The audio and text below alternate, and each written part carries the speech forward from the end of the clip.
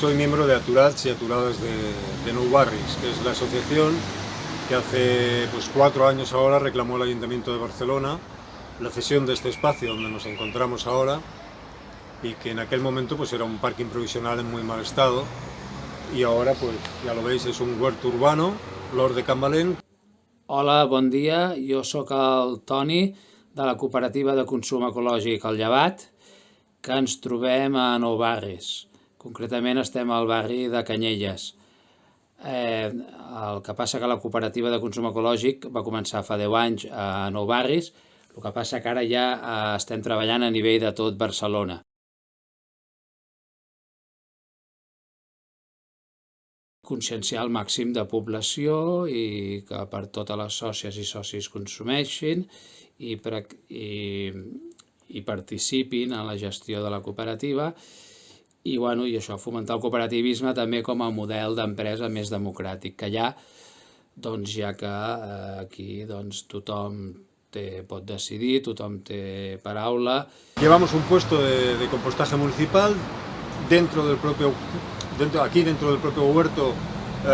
Lo que hacemos también es un compostaje de todos los excedentes y los convertimos en abono y los devolvemos a la tierra, que de esa manera cerramos el círculo, ¿no? Nosotros no lanzamos nada a la basura, nada que sea orgánico o vegetal. La nostra tasca és això, conscienciació i acostament de productes sants i de proximitats i ecològics.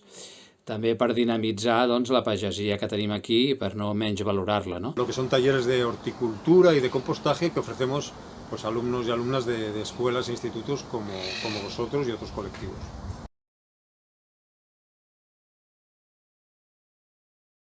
Acostar a la població de Barcelona producte ecològic i de comerç just i conscienciar la població que s'ha de menjar ecològic pel tema de la salut i de proximitat y de temporada. La primera razón para crear este huerto fue la idea de proporcionar alimentos de calidad sin usar insecticidas ni abonos químicos, alimentos que sean sanos y ecológicos, a las familias tanto de la asociación como de la gente participante.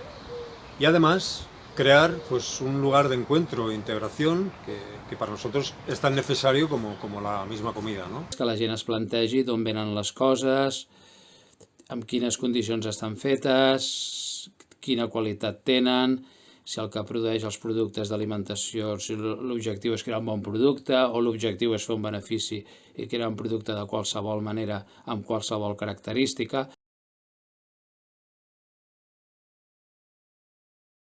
Nuestra asociación, junto con otras como 500 por 20, que trata el tema de los desahucios, o la Asociación de Vecinos de Porta, que gestiona Porta Malor, otro huerto que está muy cerca de aquí y con los cuales colaboramos, formamos parte del Ateneu La Bóveda, ¿vale? Que es un Ateneu que está autogestionado por las propias asociaciones y que fomenta, entre otras cosas, el tejido asociativo, la economía circular y la promoción de medidas de medio ambiente en beneficio del propio barrio de Porta y, en definitiva, de la ciutadania. Nosaltres també estem enxarxats amb diverses cooperatives de consum de Catalunya i amb distribuïdores més grans. Formem part de la cooperativa Que Viure, que distribueix envasats ecològics i de comerç just, i també amb altres cooperatives de Catalunya i de Barcelona ens reunim periòdicament i bé, fem reunions i valorem coses, fem compres conjuntes, fem coses conjuntes, fem fires, fem activitats, fem xerrades. Hay bastantes proyectos de este tipo con los que colaboramos también, como son otros huertos como Porta Malor, Ecovinclas, las huertas de Maladeta, que están muy cerca de aquí también, Date una Huerta, que está en el barrio de Prospe, Can Masdeu, que está nada más subir a Collserola. Y yo creo que todos nosotros, incluso creo que me dejo alguno, pero creo que todos nosotros compartimos un mismo fin, ¿no? Que sería demostrar que hay una alternativa real al modelo actual de alimentación-producción y que merecemos alimentarnos de otra manera muchísimo más sana, muchísimo más justa para todos y también de proximidad.